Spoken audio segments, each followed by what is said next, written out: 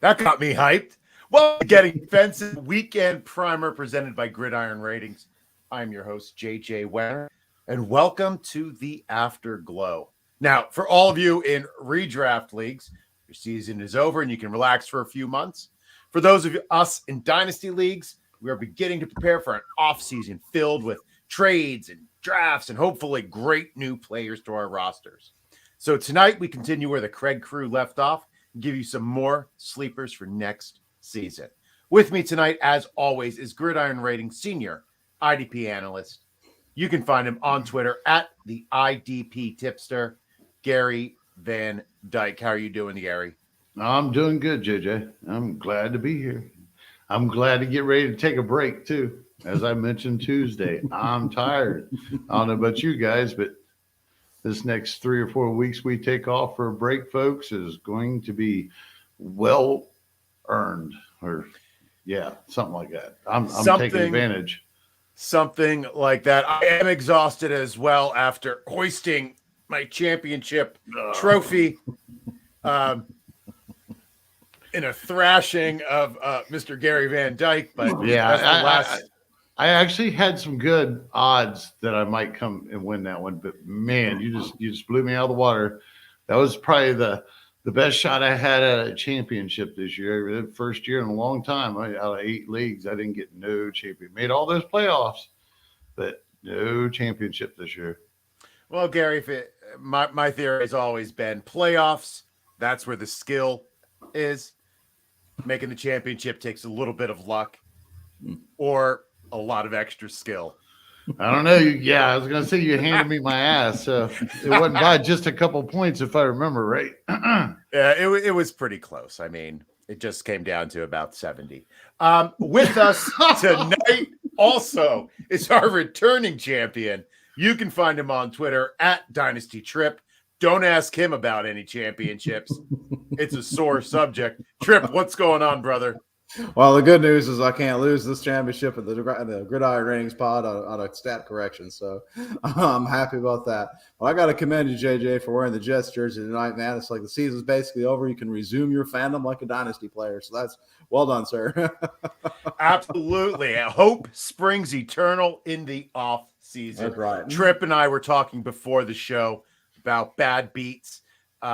Tripp, unfortunately, had a stat correction go through, which went from a 7-point victory for Tripp in a championship team league to a 4-point loss, an 11-point swing. Oh, that Poor stinks, man. Hey, I can tell you, though, that's a perfect point why in our leagues and our GR leagues, especially the ones on MFL, we wait until if there's a payout for the prizes at the end, we wait till that following Thursday for those final stat corrections before any money is sent out from League Safe. Yeah, that could have been a hairy proposition there. Get the money back and give it to somebody else or something, you know. But Tripp, all of a sudden, I'll be like, that sucks. New number, who dis? Right. As I ride off into the sunset with my $120 that I won. Woo! Get to retire on my winnings. Well, all right. Before we start, I just want to quick apologize. Last week, I mispronounced Bobby Okereke. His name incorrectly. Tripp corrected me. I did look it up. I apologize. I work at a school with children who have very complicated names to me because I didn't grow up with Hispanic names. And it's very important for me to pronounce those names correctly because it's part of their identity. And you can see some kids with the more difficult names who kind of get worn down over the years with nobody saying their name correctly. So I try to do a good job. So I apologize to Bobby. I'll do better next time. Now, and you're going to have to correct me. You know, I'm like that little kindergartner or first grader, second grader, whatever. So feel free, please, when I hatchet the names, please correct me. We want to be correct. I correct you in my mind, at least. Well, please do it out loud. All right. It's embarrassing enough. You correct me, at least I can say, okay. All right. Well, gentlemen, let's get to it. Might as well just jump right in. We are going to provide you with some sleepers for the upcoming season. Gary, why don't you kick us off? Who is your number one sleeper for the night going into Number next one season? sleeper. Or just give me one sleeper. Doesn't have to be your top. I'll go. No, I like that approach. I'll take my guy. The one guy that I'm going to say in small leagues may end up having some real value to him. Before I talk about him real quick, I don't want us to forget about Zaven Collins or Davis. What's his first name for Washington? Jamin Davis. Yeah. These guys can, they should surely be on the radar. I'm not telling you to go flying off the handle for them, but we're not going to talk too much about them. I think they've kind of fallen under the no-brainer right now.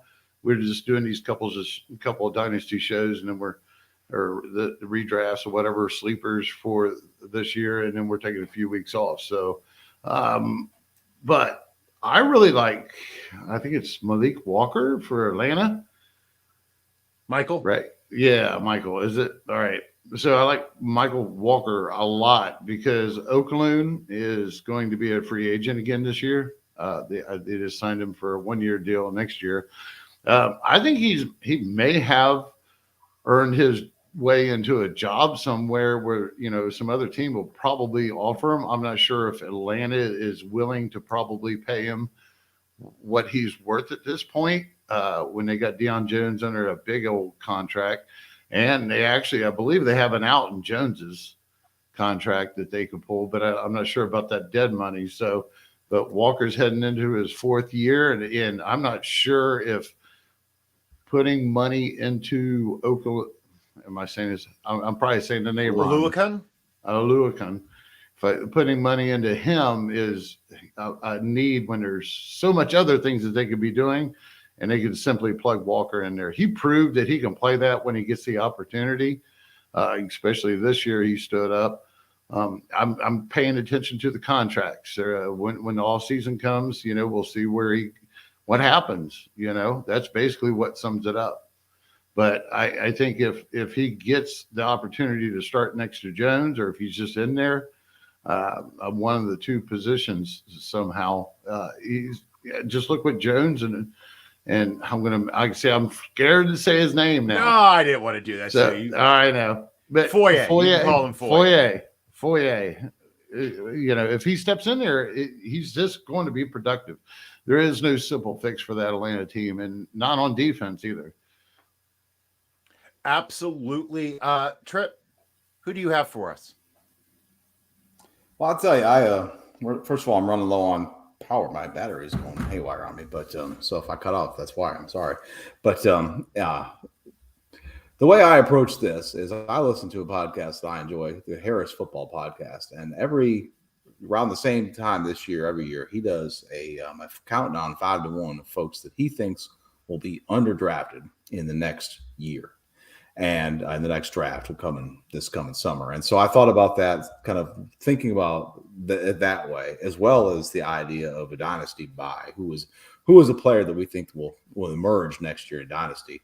And I'm trying to give people who I think will be undervalued. Now, certainly be open to feedback. Y'all could tell me that I'm crazy when it comes to some of these guys being overvalued. But I thought I'd just offer one. We are not here to judge, Tripp. We don't judge whatsoever. Here on Getting Defensive. But I'll pull a name out the hat here that's probably a bit controversial. It's been the subject of this pod and another pod as well, which I might have to join to defend my take pretty soon. But it's Josh Allen, the defensive end from the Jacksonville Jaguars, or actually he's more of an outside linebacker, but edge defender nevertheless. And he is a guy who he was the 8th overall defensive lineman on Fantasy Pros scoring for fantasy points total on the season. And I think that would surprise most people, because I feel like because of his relatively low sack total, the folks find him to be a bust. But he has one of the highest tackle totals in the league.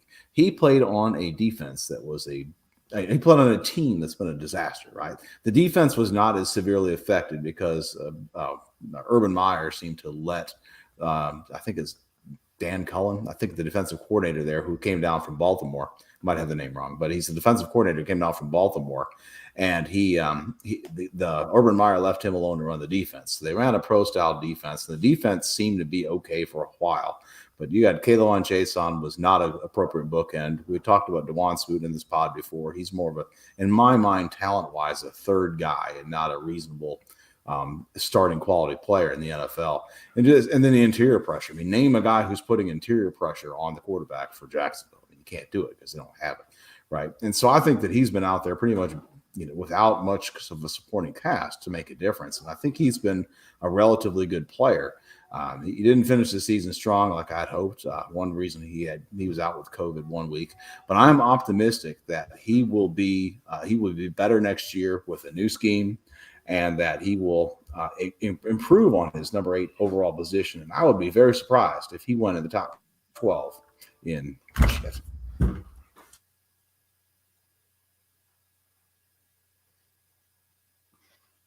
Gary, who do you have next for us? Let's see. Let's go with we'll talk about Jacob or Jake Martin. Yeah. Yeah, Jacob Martin. Yeah, Jacob Martin for Houston, the interior defensive lineman. He plays a 3-4 defensive end. He's across from Greenard, the opposite side of Greenard in that 3-man front.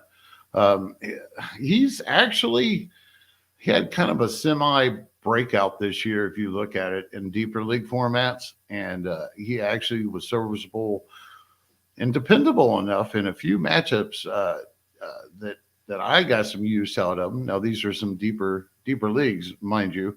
Do I think that this guy is somebody in a standard size league needs to worry about? No, not really.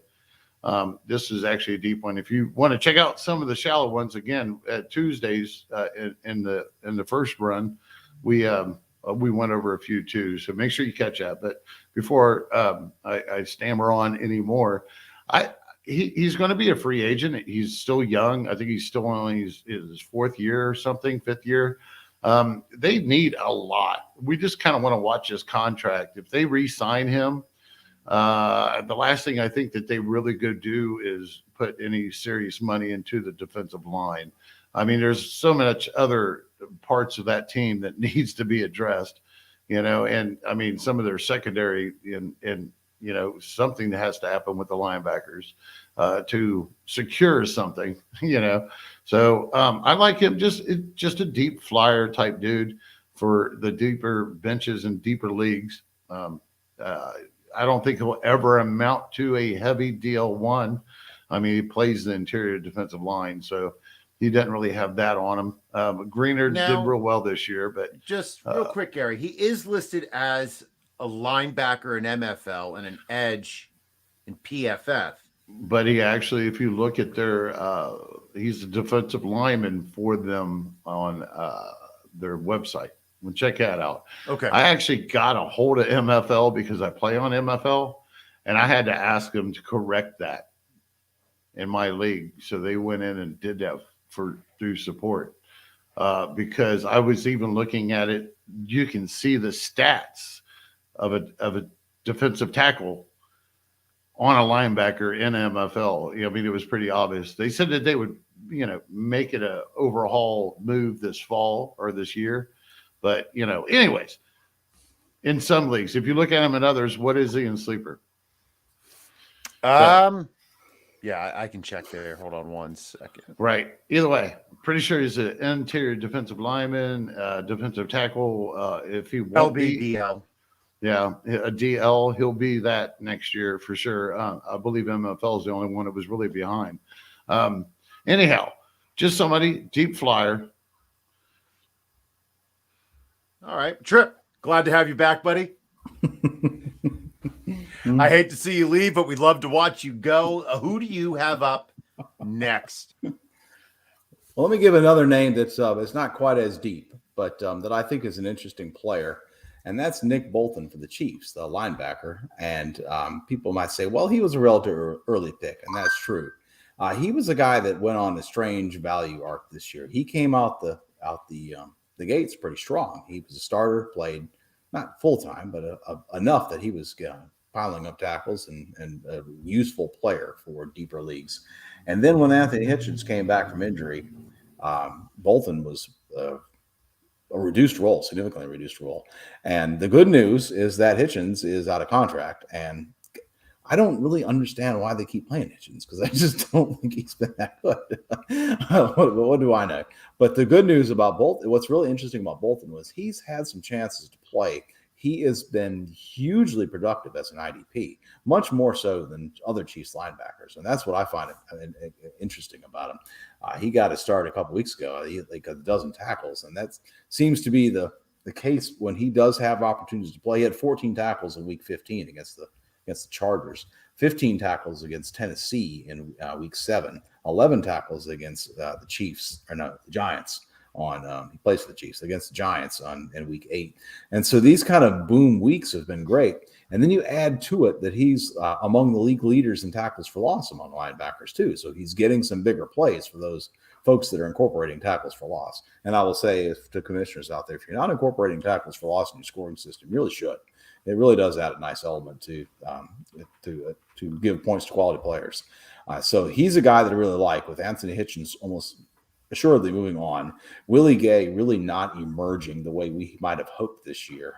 There was a story out that he was having some personal problems, and so it was mid-season or so. And so I like Bolton to take over the defense next year, and we'll have to see if that happens, of course. But that's why he might be undervalued. He might be a guy that could be gotten at a lower value. I think he's shown enough to show that he can play in the NFL, even though he was not able to overtake Hitchens. He actually, I think, is a better bet than guys like Davis and Collins. I get you shouldn't give up on Davis and Collins, the 2 first-round picks, but I think that Bolton showed more than those 2 guys did this year, and I would feel more comfortable with Bolton. I was thinking that Hitchens was a free agent. Yeah, that's what I'm saying. Coming out this year. Mm-hmm. Okay, I'm sorry I missed that. Clarifying. That is, I like Bolton. Somebody's got to do something here. If somebody just separate themselves and consistently give us those steps, the opportunities there. All right, Gary, you are up next. Who do you have for us? Let's see. Another deep guy. He was actually kind of popular with the rookie offseason hype last year. Andre Cisco. Yeah, Andre Cisco for Jacksonville. I think he was around the 3rd rounder. I'm not 100% sure. It really doesn't matter at this point. It's just, he's another one of those guys to watch. I mean, they got Jenkins, which they just signed, I believe, for like a 4-year contract. They might be rethinking that one, but I'm pretty sure it's their first out on Jenkins isn't even going to happen until like 2023. But when it comes to, you got a kid there named Ford, and a lot of it is going to be on Wingard. What would you guys tell me, or what would you guys say if I told you that Wingard by PFF is graded a nice 69.1, which is a high average? There's a lot of guys who can't hit that. Nice and green. That's kind of solid play. I'm not sure. I was actually in the process. I was going to go through the top 32. I think he's in the top 32 safeties in scoring. I know he missed a few weeks, but it's not about Wingard. He might be an interesting. You know what? I figure Wingard's being a free agent. You know where I think that he would be a great fit? Bill. He's a Bill Belichick type of guy. He's not flashy, but he's apparently getting the job done well enough by being in the right place at the right time. So if he's gone, I don't think he's going to return to Jacksonville. I think he's earned a payday somewhere else. I don't think Jacksonville's going to afford to. They got Cisco sitting there. Cisco's actually, he got a little bit more playing time. Now, the Ford kid is an interesting situation too. I believe that he might be a free agent, and we're going to have to keep an eye on him. But just don't forget about Cisco. Just keep an eye on it. This is worth sitting here and watching who re-signs, who doesn't re-signs, and really it'll be the draft. The draft should tell us a lot. I believe Jaguars kept the same GM after letting Urban go. For now. So there's some familiarity there. So they need some other positions. We'll see what happens. Just want to keep them on the radar. Don't forget about them. Well, speaking of terrible teams, I'm not as good as picking up sleepers. I think much like the two of you do, I look for situations that are wide open where somebody's going to have to step up next year. Near and dear to me, as you can tell by me repping a Jets jersey, our two linebackers are terrible. I know CJ Mosley played great for me in a championship team I had over a certain somebody. Quincy Williams had some decent games in IDP, but they were both terrible linebackers. Quincy Big Williams difference. is, Big there is difference big difference. between real life NFL and IDP. Absolutely. So they're the two lowest ranked linebackers in the AFC East, according to PFF. They were actually 64th and 76th just in the AFC alone, as far as linebackers go.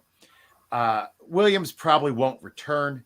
Mosley is guaranteed to return, but he couldn't stop the run and he couldn't cover and pass coverage. So I'm not sure what his new role will be. So somebody's going to have to step up there. They have two guys on their roster, Jamie Sherwood, Hamza Nazir Ildeen. They might be options. However, they have a ton of cap room. So look for somebody who they're going to add in either free agency or the draft who's going to step into a major role on that team. So this isn't somebody who you can just go sign right now, but you're going to have to monitor the situation. Go ahead and pick them up in a little bit. Yeah, we know Jared Davis. That was a swing and a miss for me. He was not the answer. It was a swing and a miss for the Jets. Right. They were hoping they could catch something. Yeah. They didn't. Well, That's I'm like not the going to hold receivers. out They didn't hope. catch it.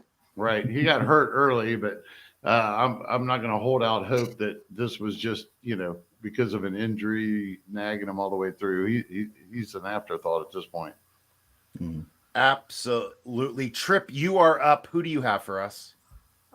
Well, that's an interesting point you're making. Like, there's situation and there's talent, right? And we get, especially in IDP, especially we start talking about some of these, linebackers or safeties, we look for great situations and we think, all right, well, we just need to identify that player, and that's a dangerous game. That can just blow up quickly. A guy like Jared Davis, I mean, I think that it was fair. I think I was mentioning Jared Davis as well this past summer, Gary. But the thing is, a team was willing to pay the guy the money that they paid him, bring him in, start him. You think, well, they see something there, and you want to give yourself a mulligan, I guess. Especially a guy with a first round pedigree, right? Pedigree, and he played for the Adam Gates of defense and Matt Patricia. Mm-hmm. And so you're thinking, all right, well, maybe there was a mistake made, and maybe there's something there. And so, but going back to talent, that's why when I talk about Nick Bolton, I try to pick a guy that I think has shown something, that I think that the franchise will want to say, we don't need to add competition at that particular position. And so where I'm going next is a little bit along those same lines, and a surprise, and that's the linebackers for the Philadelphia Eagles. And especially TJ Edwards. I think there's not been too many bigger surprises for me than TJ Edwards at the linebacker position for the Philadelphia Eagles. And the reason why that's surprising is that he does not at all fit the athletic profile that the defensive coordinator there who came over from Indianapolis typically looks for. He came from a system in Indy where they really prioritized speed and athleticism. That was a really important aspect of what they were doing, is how Darius Leonard fits in, and why they let Anthony Walker go, and why they drafted Bobby Okereke, or Okereke, however he wants to pronounce it this week. And so so when you look at what the Eagles are doing, they bring in Eric Wilson and they cut him. They have Alex Singleton as a holdover, and that didn't really work. But I thought that Edwards played okay. He's a somewhat limited player in the same way that Anthony Walker is, but they extended him, which I thought was really interesting. It's a show of faith, and I thought that he was okay. I don't think he was great, but I thought he was okay. And so that's the situation. What's really interesting about that situation is at one point in the season, there were 4 linebackers that played for the Eagles that were all in the top 15 in tackle efficiency. And that's something that they have in common with the Colts. The Colts have had high tackle efficiency. It's helped Darius Leonard. It's helped Anthony Walker be relevant. It's helped Bobby Okereke be relevant. And because of that, I think you just got to really pay strong attention to that situation, but think, well, who on that team are the players on that team going to hold the spot? And between TJ Edwards earning that extra year on his deal, and then the second guy next to him is Davion Taylor. Davion Taylor didn't get a lot of run, but he is that high upside athletic project that they picked up out of Colorado, who does not have a lot of lifetime football playing experience. He didn't get on the field last year under the previous regime, but he got on the field this year. He overtook guys ahead of him on the depth chart and then hit the IR, which is going to make him a super easy guy to pick up cheap because people are going to forget about him. They're going to see, oh, well, he played 4 games. Well, he played okay for a guy who was effectively a rookie and has the opportunity, I think, to take a step forward next year. And so those two guys with Singleton and Wilson's already cut, and Singleton seems unlikely to be brought back. I think that Edwards and Davion Taylor are guys that are going to be really cheap, that show just enough on the talent side, not much, but just enough on the talent side that you would feel like it would be a pretty good bet.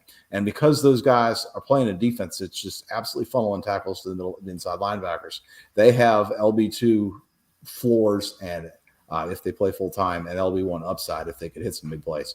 And so that, I think that's super attractive. It's a scheme-based situation for guys that are going to be drafted way lower than that are going to be valued way lower than that in the coming months for Dynasty.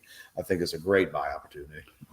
I got a little fact for you. Year in, year out for last, 5, 6, 7 years, Philadelphia has always been the 32nd, the lowest team to put any money into their linebackers.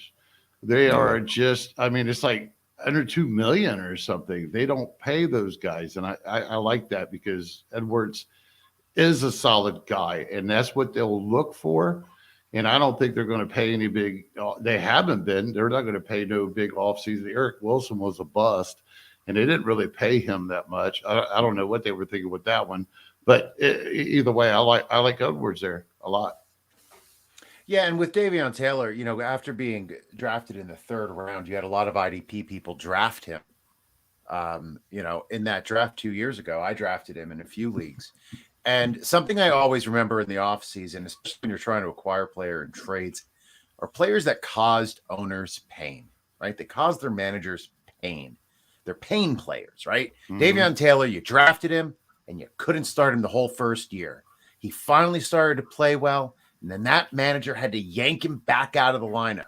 He or she is not happy with Davion Taylor on their roster. They haven't provided them the endorphins, all the rushes. They haven't given that to them. Reach, offer something. You never know what somebody will take, especially at this point of the season. With the draft coming up, a lot of people are willing to cash in players who have disappointed them just for, another shot at the lotto. So, yeah, Davion Taylor is somebody who I am looking to pick up some shares of this season. Gary, who do you have for us next? Let's go ahead and go with a couple of safeties. We'll go ahead and go with Jaylinn Hawkens and Richie Grant. Now, these were hot names last year. Wasn't with me necessarily, but I'm jumping on it now that everybody's getting rid of it. They brought in, let's see, the Raiders guy. He did real well. Harris in the free safety, I believe, and then Huron or whatever his name was, the former Patriot Lion guy. Both of them are free agents, I believe. They were 1-year signings. I think this is kind of like a double package here. I think that we're beyond talking about talent or anything else. This is all about opportunity and contracts at this time of the year. And I think it's an overall, you got to start, I said this Tuesday, you've got to start at the basics when it's this early off season. It's all going to change by the time the draft happens, by the time that they, free agencies, all the signings, re-signings, no signings, whatever is going to change everything. So it doesn't really matter what we think other than maybe some opportunity. And that's why they're called flyers or they're called sleepers. They may hit. They may, if I was calling a breakout, then I know he hit. Okay, that's the difference, folks. In my eyes, a sleeper is sleeping. That's all it is. It's somebody you tag on the end of a deep bench, or somebody you maybe get on your radar to draft around. I need a third or fourth linebacker. I need my first backup linebacker. I want to swing for the fence in a standard size league, and maybe end up with a linebacker one that beats my first two linebackers. Well, that's what we're kind of talking about. Some of these guys are just kind of swing for the fence type dudes. We're telling what size league they're in. But you got to start at the basics. We'll get into all the analytics, the film, and everything else. You're going to enjoy the heck out of that during the rookie season, because that's all you're going to hear about. Everybody's diagnosing these kids coming in. Now, hey, I ain't got nothing wrong with that, but I'm just with JJ. If I had a fourth-round pick, in a rookie draft, I'd surely give it for Taylor. Somebody would jump on that, maybe a third round, because I prefer those 2, 3, 4 year guys. You got a little taste of them. But we're going to be talking rookies, so don't think I'm trying not to hate rookies like I used to, because we're going to talk about them a little bit. We're going to have to rank somebody. Tripp's a rookie specialist, right, Tripp? No. Oh, man, we're going to have to do this. We'll be straight. Maybe we'll have to learn. We'll learn together. So, Gary, if you hate offensive players and you hate rookies, how much do you hate offensive rookies? I don't see that's a misconception. I don't hate offensive guys. I just don't want to talk about them. Everybody else talks about them. If we're an IDP podcast, let's do, or live, or whatever this shindig is, let's stick to the IDP. The dirty there's a lot. It's, getting a few questions in. Hey, you're here, you're listening, you might as well ask. Somebody will answer you. It's not going to be me. But either way, this is an IDP podcast. Well, I had to start an offensive one. I could probably do that. I don't want to, but I could. Well, don't you worry, Gary, because I'm sure it'll be announced soon. There will be a Dynasty podcast coming to Gridiron Ratings. Woohoo! Yep. That'd be me. All right. Hint. Tripp, who's up next? Well, let's jump over to a different position. And we talk a lot of linebackers. We talk safeties a bit ago. That's good too. Let's talk about another Eagle, Josh Sweat, the defensive end for the Philadelphia Eagles. I don't love the Eagles, but I can appreciate that they might have some players with some upside. Is that hat hot? Is it getting warm as you're talking? It's like All I can tell you is the Cowboys are going to win this weekend, go on in the playoffs on a roll. So that's what I got for you. There it is. You heard it here first, folks. That's right. But the defensive end there, Josh Sweat, is a guy, man, if I recall correctly, he came in some ridiculously low weight. He was drafted in fourth round. I think he was like one of those guys that coming out of high school was like a 4 or 5 star recruit that people wanted to get on their team. And he played for Florida State and didn't really develop. But the Eagles felt like they saw something. They went out and drafted him the day 3 pick there. And they've let him develop over time. And they had the luxury to do so because for many years they had a really strong defensive line. They had guys like Brandon Graham and Vinny Curry. Fletcher's been there a long time. They're able to rotate a lot and get and kind of ease Sweat into a role. Derek Barnett's the other starter on the other side. And so this is the year that we're and Sweat in no small part because Brandon Graham popped an Achilles early in the year where Sweat's had to take on a bigger role. And it really didn't slow his development, in my opinion. I think that he has just year over year just has steadily gotten better, has looked more and more like an NFL player every year. And he is undoubtedly a player that most dynasty fantasy gamers have given up on unless they're in just the deepest of leagues. I was in a startup, deep startup last year. So basically, effectively 2 full seasons ago, but in the year 2020. And he was basically free. It's just was really interesting to me. And so here he is now, and he's emerging. He's, has a handful of sacks this year, and he's the guy with upside. And what's really most interesting is that I like to bet on players that NFL teams have bet on. The Eagles signed him to a big extension. He is comfortably under contract for like 3 more years. Not at a huge deal, but enough that he's not going anywhere. That's a relatively stable organization. I mean, anything can happen, but Howie Roseman's been there a good long time, and that's a player that they've invested in as a building block for them. The fact that he gets that rookie contract and comes out and is able to get a second contract while still playing there without really showing, not having the name value, not showing as much as a lot of second contract players have. They had faith that he would continue to develop, and I think he has. And I think he's, been a guy that folks would be comfortable moving forward with. So if you're out there shopping around, like wondering who your DE3 is next year, well, this guy is a guy that's probably a very affordable DE3. And according to Pro Football Focus, he has 9 sacks. Now, they don't count the same way as the Pro Football Reference in the NFL does, but I mean, that's probably a surprise to people that he has that many sacks on his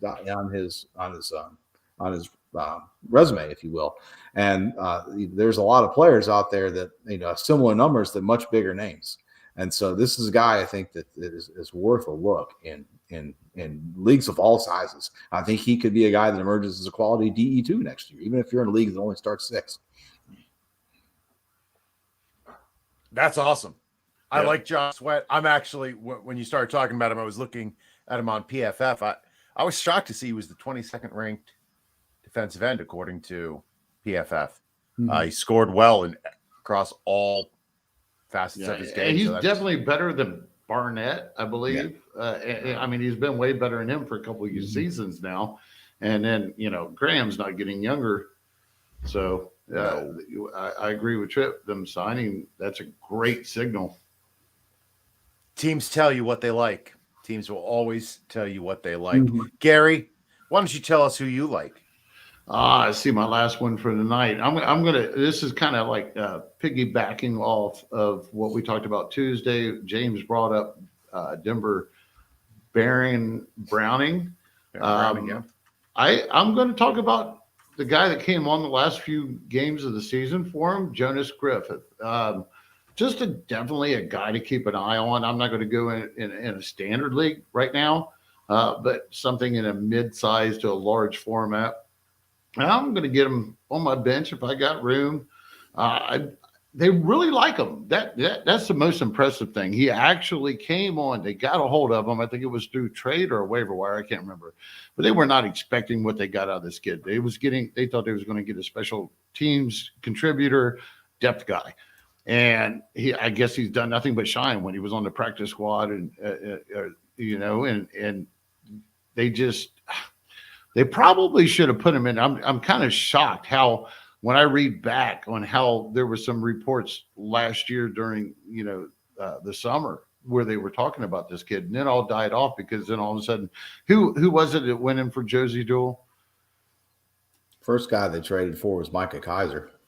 Yeah, well, no, I meant the other guy that played the middle inside linebacker position and never scored. Starned. Oh, Justin Strnad. Yeah, Mr. I can't score. Mm-hmm. Yeah, Mr. I can't get an IDP point to save my life and consistency. Right. So they do putting Griffith in there. They're really positive on this kid, and I don't think that Denver is really into. They've drafted Browning. He's going to play. But there's 2 positions in that inside linebacker. I think Josie Jewell's at the end of his contract. I don't think he deserves to get a payday anywhere. To tell you the truth, he's kind of been a mediocre dude for his draft stature 4 years ago. I like him a lot as a swing for the fence. I think what's interesting about him is he if I recall correctly, he was in San Francisco for the summer, and he missed at final cuts. And what I read is that they were really tortured about which linebackers they keep on the team, and they felt like they had a lot of depth and strength at that position. That was tested by injury in San Francisco, just like it was in Denver. And so he came into that system there, different system. Vic Fangio does not run a system that looks like the D'Amico Ryans system in San Francisco. So he had a learning curve. And Vic Fangio's system is a challenging one for linebackers. That's what's going to take some. There's a learning curve there. It's not like some of these others where you just plug in an athletic guy and let him run. And so the fact that Jonas Griffith was able to come in there, and now it took a while because we talked about Micah Kaiser, Justin Strnad, and Kenny Young was traded for. They kept trying to hit on guys. Well, the significance of Strnad, not Strnad so much, but Young and Kaiser, is that they played in a similar system in LA. And therefore, they thought that those guys could come in and hit the ground running. And so Jonas Griffith, being a young guy, second-year guy, it took him some time to learn the defense, and obviously he was pressed into service, but I thought that he acquitted himself okay.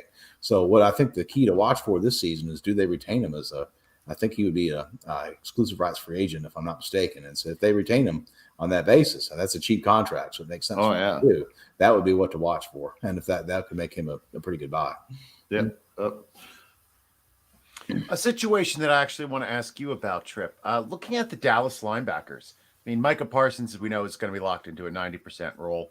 The position behind him, getting about 70 to 80% of the snaps, kind of split between LVE, while Jalen Smith had it at the beginning before he left. Then it was LVE and Keanu kind of back and forth. Mm-hmm. Now, they're both free agents. Dallas is over the cap.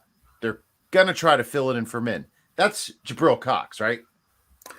I would say so, but I would bet that they bring back Neal. And they paid him $5 million to come in there and play linebackers. Like, why? I still don't really know why they did that. I mean, the whole lot of linebackers, Anthony Walker and Christian Kirksey and Eric Wilson and a whole bunch of guys that were obviously coming in to start got less money than that.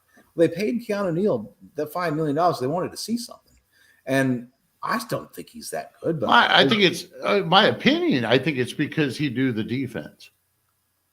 Because he played for Atlanta. Yeah, but you're talking to Atlanta's former head coach, and I think that he had to. I think it could be well because a lot of coaches will do that. A lot of teams will do that. It's just like Anzalone going up to the Detroit Lions. You know, his former the defensive coordinator or one of the coordinators down there, the cornerback coach or whatever, became the defensive coordinator for the Lions. So they bring in somebody that can speak the language.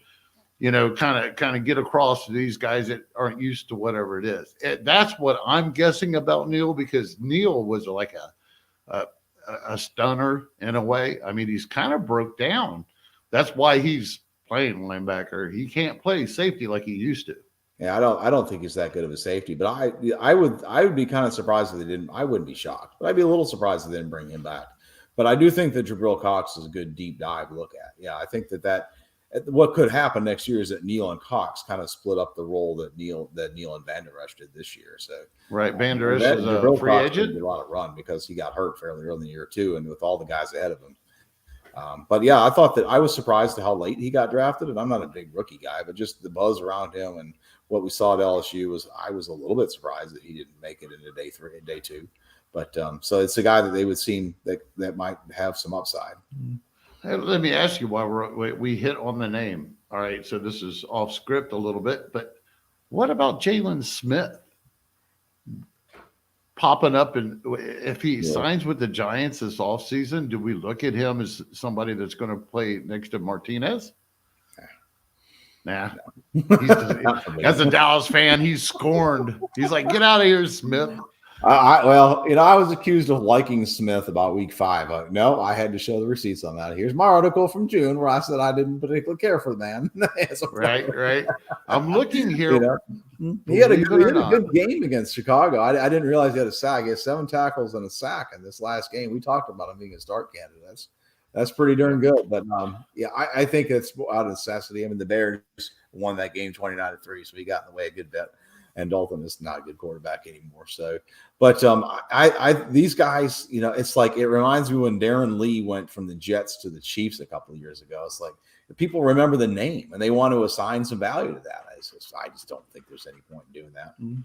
Hey, Craig or JJ, in the league that you handed me my butt in. Yes, you can. I'm familiar.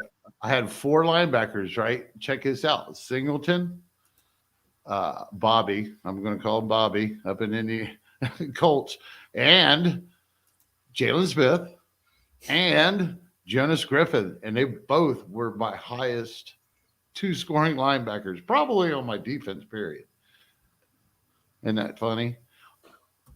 Yeah, that's funny. How deep these leagues are, folks. And they did me right. They didn't win it, but they did me right. They kept me getting more embarrassed. Well, you're still embarrassed. With our final sleeper of the night, Tripp, who do you have for us? The last guy I thought I'd talk about is this is a bit of this might be me being stubborn. It might be a bit of of a risk, but that's Jacob Phillips, the inside linebacker for the Browns. The Browns, as we talked about, assigned Anthony Walker, and his contract, if you look at it closely, it's basically a 1-year deal, effectively. And he came in and he had his moments, and he was really productive on a couple of occasions, but it just didn't last. It could be attributed to health, but he just was unable to hold down the full-time defensive captain role that I think they brought him in to do. He is a guy that profiled out of Northwestern. He was a Northwestern grad, smart guy, a bit limited as an athlete, but a guy that they thought could come in and run the defense. And really the key to that Browns defense is not being so much the ideal athlete, but it's about having just really fantastic recognition and being able to get back and play action. And so I think that what they've decided, I would guess, based on the usage, is that they just didn't see what they hoped to see from him. And so I'd be surprised if he was back. And I think there's a wide open spot there in the inside linebacker position of that defense. And people will say, well, what about Jeremiah Owusu-Koramoah? Yeah, I mean, those two guys will be out there together in my mind. I think that that's the duo of the future in Cleveland, is Jacob Phillips and JOK. And those guys are very different players. JOK is an undersized player, like 6'1", 220. And then you got Jacob Phillips is like 6'4", 230, rangy guy, high upside kind of guy, athletic potential, and not something that the Browns the current coaching staff might not necessarily have prioritized, but something that I think will really prove valuable to them. To have two guys of that caliber athlete in the middle of that defense, I think could really free them up to do more with their safeties and really give teams fits. And so their ability to cover ground, and I think with Phillips' size, they'll need him to fit gaps in a way that JOK is probably not well equipped to do. He needs to be, in a role where he's able to be kept clean. And so I'm hoping that Phillips will show enough to be able to hold up in the middle and stack and shed.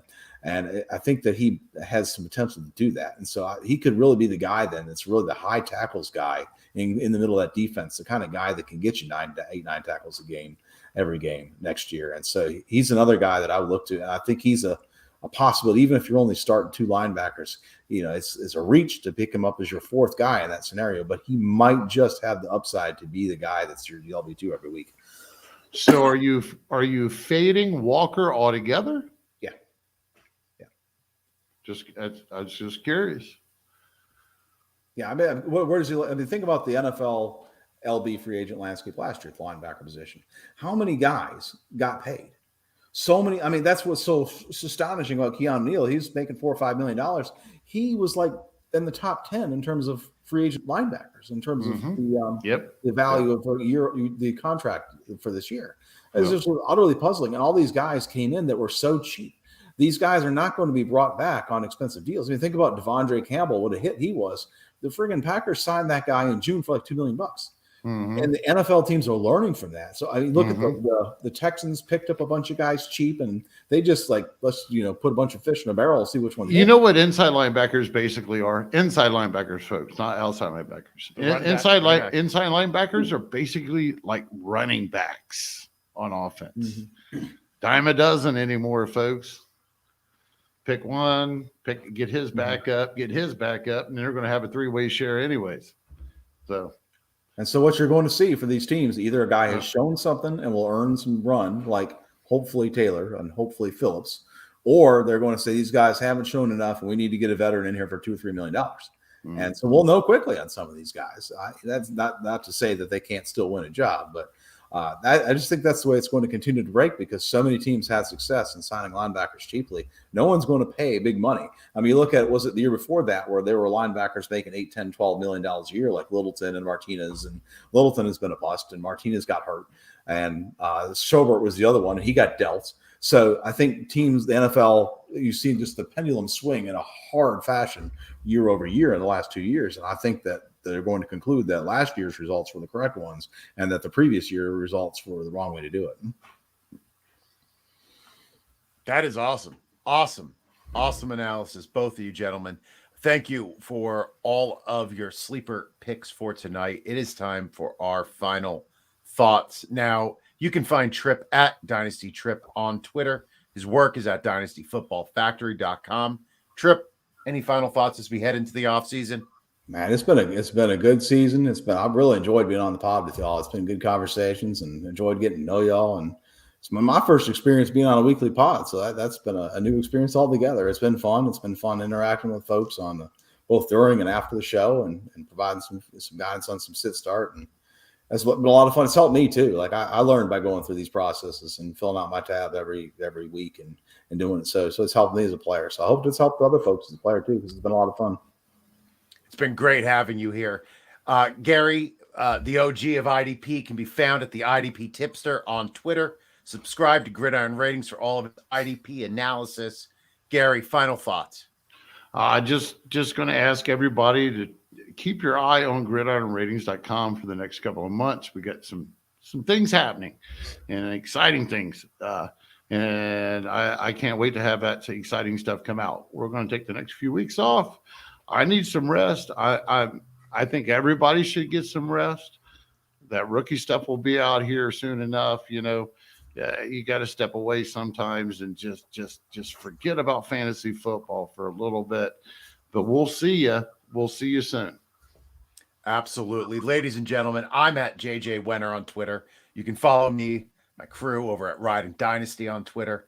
Thank you, Tripp. Thank you, Gary. This has been a fantastic year. I've learned so much from listening to you two gentlemen and picking your brains about your process and how you do what you do. So thank you so much for sharing and allowing me to join you each week. Thank you to everybody out there for listening, tuning in this season, giving us all your feedback. Without you, this wouldn't be worth it. Like Gary said, look for us coming back in a couple weeks with off-season content. And remember, your path to the title starts with Gridiron Ratings. Have a great night.